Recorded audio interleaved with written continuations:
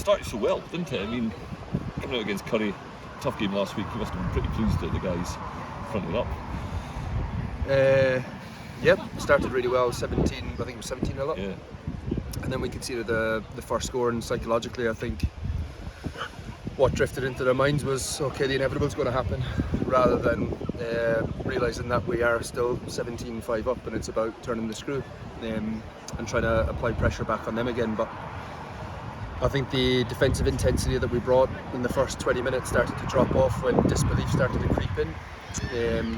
And by then, you know, Currie rid the tail end of that momentum swing and, you know, and came out firing. So fair play to them for doing that. But I don't think there was a capitulation. I think, you know, once we managed to get our heads back in the game, we gave Currie a pretty good arm wrestle towards the second half and beyond. So that's what it is. Yeah, I mean, you use that word. I mean, it clearly was. You know, having been up and then going back, you know, quite far behind, to stay in there and get the bonus point, that shows a wee bit of character, doesn't it?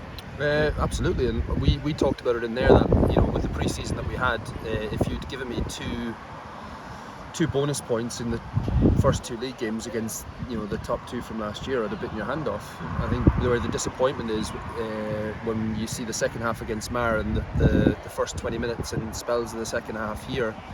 You know, we're as good as any team, but what we don't have is that consistency over 80 minutes and the confidence to just go out and just put a team away. Fingers crossed we can learn from that and keep building into Hoyk and Selkirk the week after. But you know, it'll be slow progress for us because there's a lot of things that we need to fix, not just technically, tactically, but psychologically with this team as well. So they know and understand and believe that they're not just making up the numbers in this league; they can actually compete. Yeah. So that sounds like that's kind of your biggest concern, is it? Or, you know, I wouldn't call it a concern. I think it's an area to develop. But you've got to remember that performance cycles don't happen in the context of one season or 1 year. Like if you're coming in to change a team and push a team on, it can take 3-4 years to get where you need to be.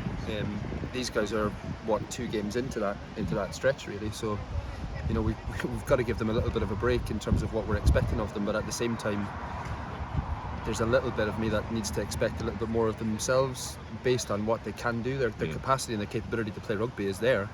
It's just their belief just isn't there to back it up. Hopefully they'll have a think about it tonight, tomorrow, and they'll kind of realise that, you know, there's big chunks of this game they're in it. There is, you know. I know, absolutely. We can take a lot of confidence in that. Yeah. A lot of confidence in that. Magic.